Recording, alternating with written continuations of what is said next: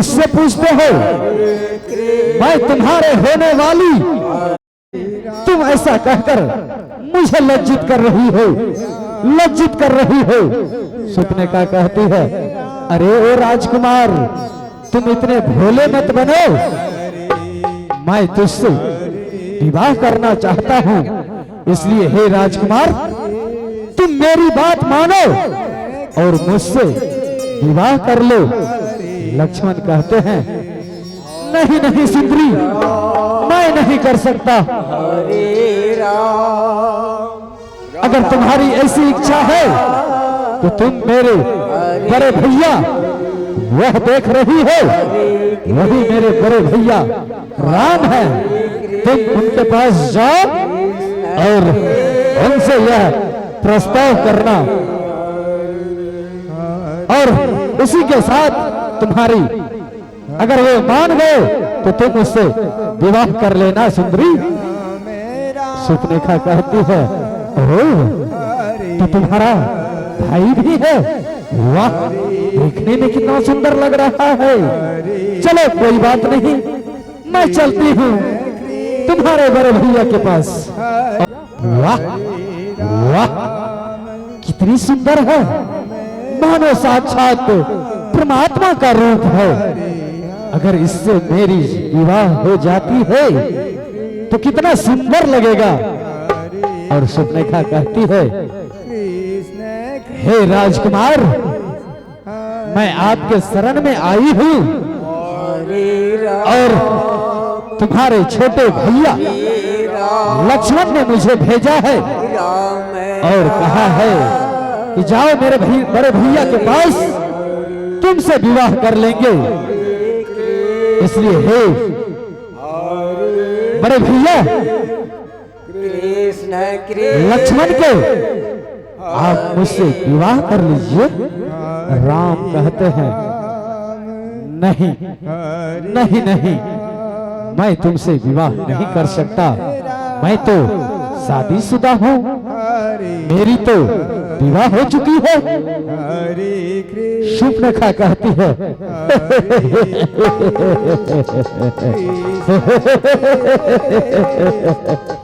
वाह वाह तुम कितने भोले बन रहे हो, तुम्हें शर्म आ रही है? शर्म करने की कोई बात नहीं है। अगर सृष्टि को आगे बढ़ाना है तो स्त्री और पुरुष का मिलन अवश्य होती है, क्योंकि ब्रह्मा जी इसे अपने पोथी में लिख दिए हैं। इसलिए तुम मुझसे विवाह कर लो राजकुमार, तुम मुझसे विवाह कर लो। राम कहते हैं नहीं नहीं नहीं नहीं नहीं, मैं नहीं कर सकता, मैं तो शादीशुदा है। इसलिए तुम भैया लखन के पास जाओ और उन्हीं से वह कुंवारे हैं। और सुपनेखा चल देती है, कहती है ठीक है।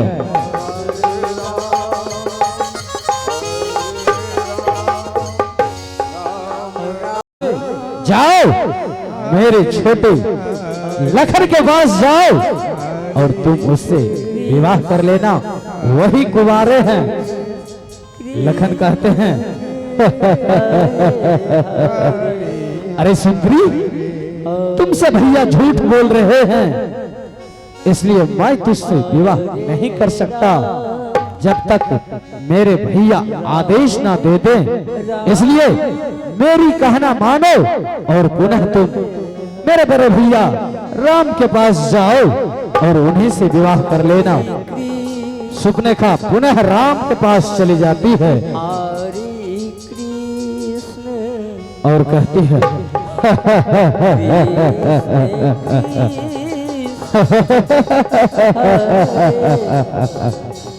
और राम से कहती है अरे राजकुमार, तुम तो बड़े भोले निकले, तूने तो मुझे परेशान करके रख दी। तूने अपने छोटे भाई के पास भेजा, वो मुझे तुम्हारे पास भेजते हैं और तुम पुनः उनके पास भेजते हो। बात क्या है बताओ राजकुमार, क्या बात है?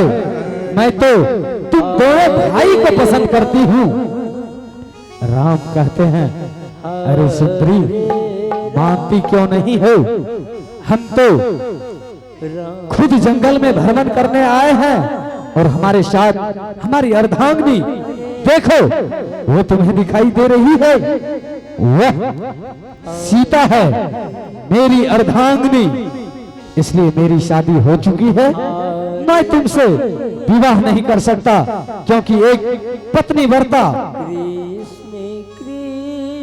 पुरुष का धर्म होता है कि अपने पति के साथ कभी धोखा नहीं, अपने पत्नी के साथ कभी धोखा नहीं कर सकते। इसलिए तुम जाओ और लखन के पास जाओ। और इस बार सुपनेखा लखन के पास नहीं जाती है और उसके मन में हो जाता है, क्यों नहीं इस सुंदरी को ही समाप्त कर दिया जाए।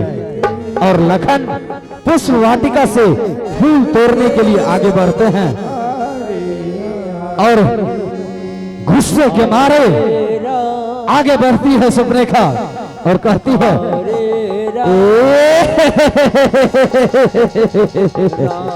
अभी तक तुम लोगों ने मेरी मासूमियत देखी है। मैं ही लंका के पति रावण की बहन सुपनेखा हूँ, सुपनेखा। और सुपनेखा राक्षसनी रूप धारण कर लेती है।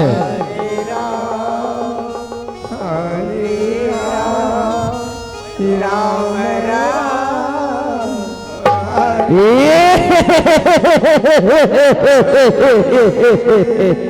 और सीता पर झपट मारती है।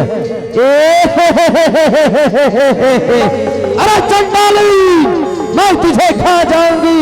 सीता चिल्लाती है, बचाओ बचाओ। और लक्ष्मण दौड़ते हैं, सीता को ज्यों ही पकड़ती है लक्ष्मण दौड़ते हैं। बताओ, तुझे आज मैं जिंदा नहीं छोड़ूंगी। और लखन ना तलवार से, हेलो, तलवार से नाक काट देते हैं। या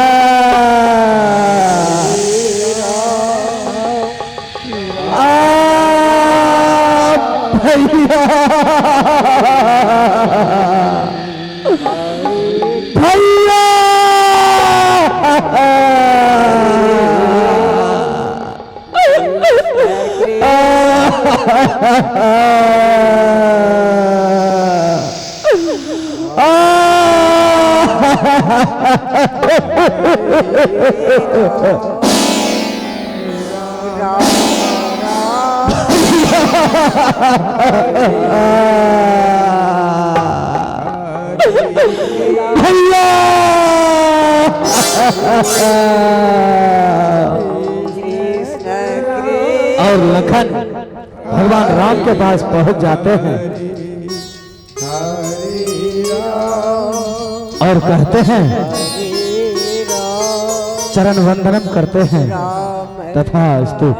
और भगवान राम कहते हैं, हे लखन, तूने एक स्त्री का नाक काटकर उचित नहीं किया भ्राता, उचित नहीं किया। लखन कहते हैं, हाँ भैया, मैंने उचित नहीं किया, लेकिन मैं भी भाभी मां को बचाने के लिए उनकी नाक काटी है, क्योंकि उसने भाभी मां वार कर दी थी, इसलिए मैंने उसकी नाक काट दी। आपने देखा नहीं भैया क्या? और मेरे भाभी पर कोई वार करे मैं देखता रहूं, या लखनलाल कभी भी नहीं कर सकता है। और सुपनेखा रोते बिलखते खर भूषण के पास पहुंच जाते हैं।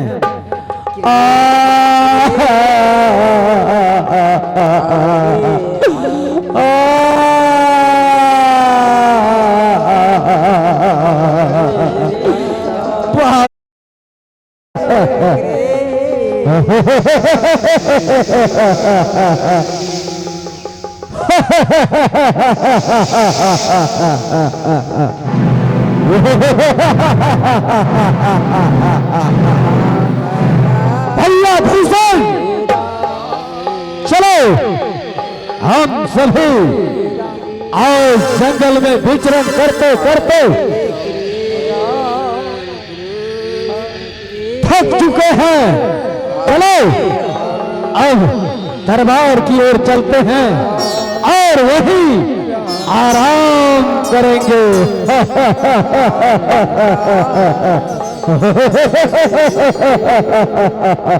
सैनिकों चलो चलो।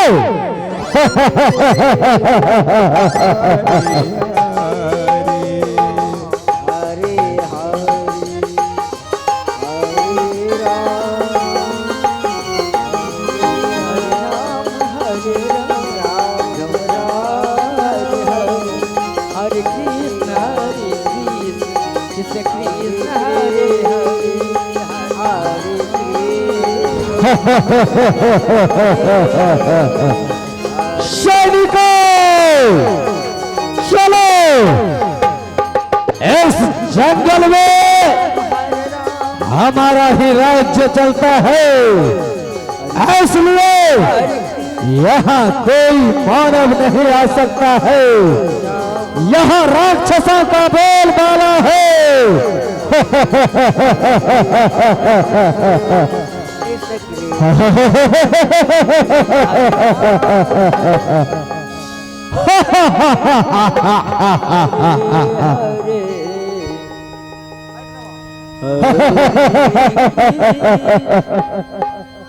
हरे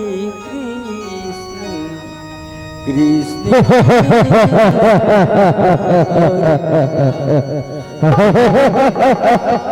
हरे राम हरे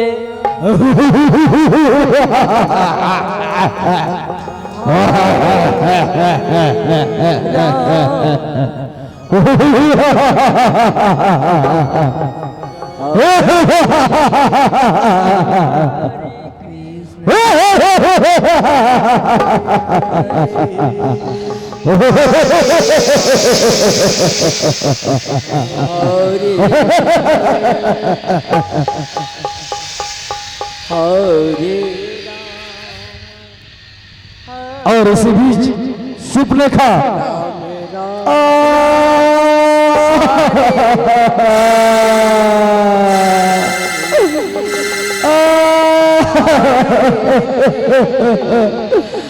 भैया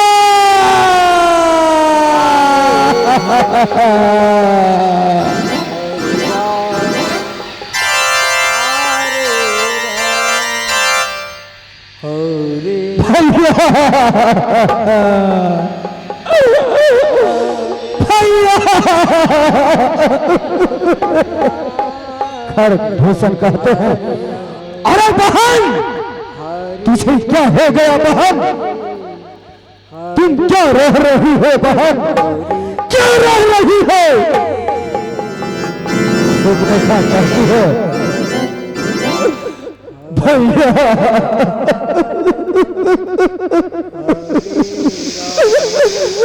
भैया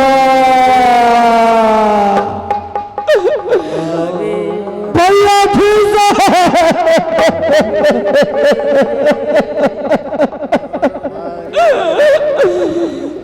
भैया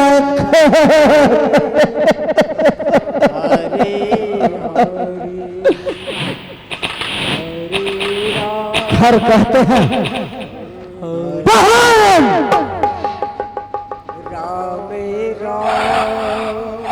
बताओ बहन तुम्हारी हाल ऐसा किसने बनाया है? घर के रहते इस जंगल में रावण की बहन इस तरह तड़पे, ये कदापि नहीं हो सकता है, कदापि नहीं हो सकता है। भूषण कहते हैं हाँ हाँ बहन, ये कदापि नहीं हो सकता है। रावण के ऐसे बड़े बड़े योद्धा हर भूषण कुंभकर्ण, ये सारे के सारे वीर योद्धा और इसके बहन का नाक काट दे, ये कदापि नहीं हो सकता है, कदापि नहीं हो सकता है। सुपनेखा कहती है भैया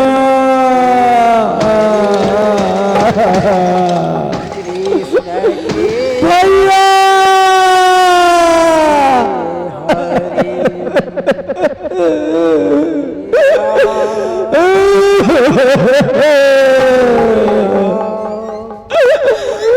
उसके बहन का नाक काट दिया है, ये कदापि नहीं हो सकता है। चलो बहन अभी के अभी और देखते हैं उस बनवासी छोकरे में कितनी ताकत है। आज उसे मैं बता दूंगा इस तलवार से, उसे इसी तलवार से टुकड़े टुकड़े न कर दूं।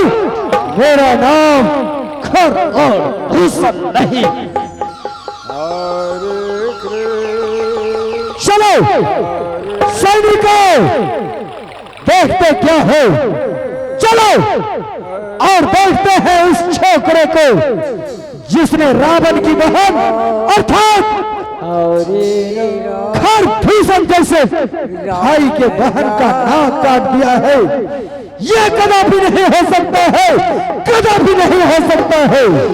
चलो आज उसे मैं बताऊंगा कि राक्षस यानी लंकापति रावण के भाई के भुजाओं में कितनी ताकत है।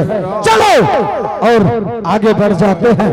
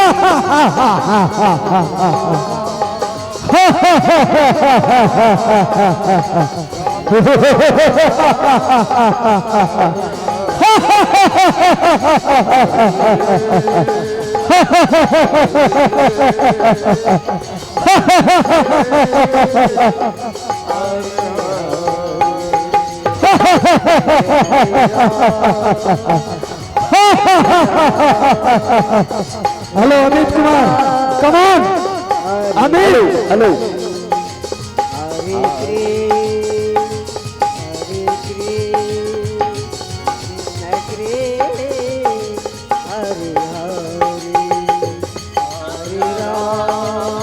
भैया